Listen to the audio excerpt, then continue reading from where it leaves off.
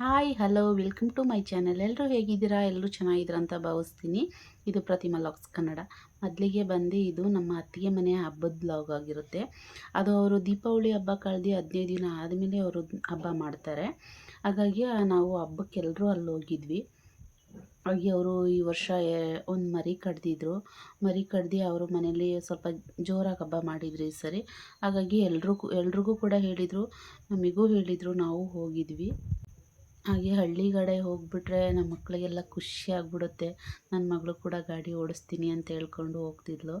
ಅದಕ್ಕೆ ಮಗ ಸಾಕು ನೀನು ಓಡಿಸಿದ್ದು ಬಾನು ಅಂಗಡಿಗೆ ಹೋಗೋಣ ಅಂತೇಳಿ ಕರ್ಕೊಂಡು ಹೋಗ್ತಾಯಿದ್ದ. ಹಾಗೆ ಅತ್ತಿಗೆಯವರೆಲ್ಲ ಇಲ್ಲಿ ಅಡುಗೆ ಮಾಡೋಕ್ಕೆ ಸ್ಟಾರ್ಟ್ ಮಾಡ್ಕೊಂಡಿದ್ರು. ನಮ್ಮ ಅತ್ತಿಗೆಯವರು ಇಬ್ಬರು ಅತ್ತಿಗೆಯರಿದ್ದಾರೆ. ಅದರಲ್ಲಿ ತುಂಬ ಚೆನ್ನಾಗಿ ಅಡುಗೆ ಮಾಡ್ತಾರೆ. ಅದರಲ್ಲೂ ನಾನ್ ವೆಜ್ಜು ಅವ್ರಿಗೆ ಎಷ್ಟು ಕೊಟ್ರೂ ಅವರು ನಾನು ಮಾಡಲ್ಲ ಅನ್ನಲ್ಲ. ಅದರಲ್ಲೂ ನಮ್ಮ ಎರಡನೇ ಅತ್ತಿಗೆ ಇದ್ದಾರೆ, ಎಷ್ಟು ಮಟನ್ ಸಾಂಬಾರಾಗಲಿ ಚಿಕನ್ ಸಾಂಬಾರಾಗಲಿ ಎಷ್ಟು ಚೆನ್ನಾಗಿ ಅದು ಹಾಕಿ ನೀಟಾಗಿ ಅಡುಗೆ ಮಾಡ್ತಾರೆ. ಮುದ್ದೆನೂ ಅಷ್ಟೇ, ಅವ್ರು ಎಷ್ಟು ಒಂದು 100 ಜನಕ್ಕೆ ಬೇಕಾದ್ರೆ ಒಬ್ಬರೇ ಮುದ್ದೆ ತಿರುಗಿ ತೆಗಿತಾರೆ. ನಮ್ಗೆ ಅದೇ ಆಶ್ಚರ್ಯ. ಅದನ್ನೇ ಹೇಳ್ತಾ ಇರ್ತಾರೆ, ನಮಗೆ ಒಂದು ಮುದ್ದೆ ತೆಗೆಯೋದು 2 ಮುದ್ದೆ ತೆಗೆಯೋದು ಅಂದ್ರೇ ಕಷ್ಟ. ಅವರು 100 ಜನಕ್ಕೂ ಅವ್ರು ಒಬ್ಬರೇ ಮುದ್ದೆ ತೆಗಿತಾರೆ ಅಂದರೆ ನಮಗಂತೂ ಫುಲ್ ಶಾಕ್ ಆಗ್ತಾ ಇರುತ್ತೆ. ಆದರೆ ಅಡುಗೆ ಎಲ್ಲ ಚೆನ್ನಾಗಿ ಮಾಡ್ತಾರೆ ನಮ್ಮ ಅತ್ತಿಗೆರು. ಅವ್ರ ಕೈ ರುಚಿ ತಿನ್ನೋದೇ ಒಂದು ಚೆಂದ. ಅವ್ರು ಹೋದಾಗೆಲ್ಲ ಅವ್ರಿಗೆ ಹೇಳ್ತಾ ಇರ್ತೀನಿ, ನೀವು ಅಡುಗೆ ಚೆನ್ನಾಗಿ ಮಾಡ್ತೀರಾ ಅಂದರೆ, ಏಕೆ ನೀವು ಹೆಂಗಸ್ರಲ್ವಾ ನೀವು ಮಾಡಿ ಅಂತ ರೇಗಿಸ್ತಾ ಇರ್ತಾರೆ ನಮ್ಮನ್ನ.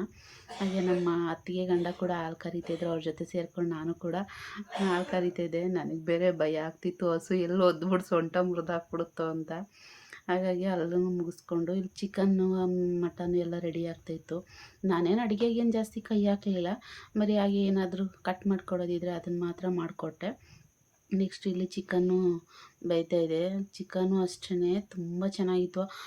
ನಮ್ಮ ಕಡೆ ಸೈಡು ಯಾರೂ ಮಿಕ್ಕೆನೆ ಕೋಳಿ ಮಾಡಲ್ಲ, ಎಲ್ಲ ಗಟ್ಟಿ ಕೋಳಿನೇ ಮಾಡ್ತಾರೆ. ಅದು ಟೇಸ್ಟ್ ಕೂಡ ತುಂಬಾ ಚೆನ್ನಾಗಿತ್ತು. ಮತ್ತು ಒಂದು ಮರಿ ಮಟನ್ ಸಾಕಾಗಲ್ಲ ಅಂಥೇಳಿ ನಮ್ಮ ಅತ್ತಿಗೆ ಮಗ ಮತ್ತೆ ಹೋಗಿ 5 kg ಮಟನ್ ತೊಗೊಂಡು ಬಂದ. ಅದನ್ನು ಕೂಡ ಮಾಡ್ದೋ.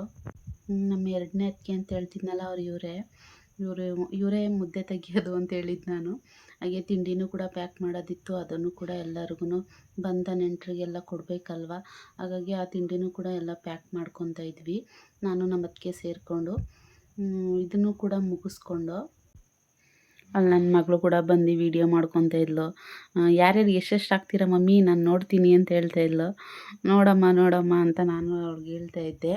ಹಾಗಾಗಿ ಅದನ್ನು ಕೂಡ ಎಲ್ಲ ಪ್ಯಾಕಿಂಗ್ ಮಾಡಿಕೊಂಡು ಇಲ್ಲಿ ಅದನ್ನು ಫುಲ್ ಕಂಪ್ಲೀಟ್ ಮಾಡಿ ಇಲ್ಲಿ ನಮ್ಮ ಅತ್ತಿಗೆ ಮುದ್ದೆ ತೆಗೆದು ತೊಳಸಿ ಎತ್ತಿಡ್ತಾಯಿದ್ರು. ಅದನ್ನು ಕೂಡ ಮುದ್ದೆ ಕಟ್ಟೋಕ್ಕೆ ಅಂತ ಎಲ್ಲರೂ ಸೇರ್ಕೊಂಡು ಇಲ್ಲಿ ಬಂದು. ನಮ್ಮ ಜೀವನ ಎಷ್ಟು ವಿಚಿತ್ರ ಅಲ್ವಾ. ನಾವು ಸತ್ತಾಗ ನಮ್ಮ ಪಕ್ಕದಲ್ಲಿ ಕುತ್ಕೊಂಡು ಬಿದ್ದು ಅಳೋರು ನಮ್ಮವರೇ, ಬದುಕಿದ್ದಾಗ ಚುಚ್ಚಿ ಮಾತಿನಲ್ಲಿ ಕೊಲ್ಲೋರು ನಮ್ಮವರೇ. ಈ ಜೀವನನೇ ಇಷ್ಟು.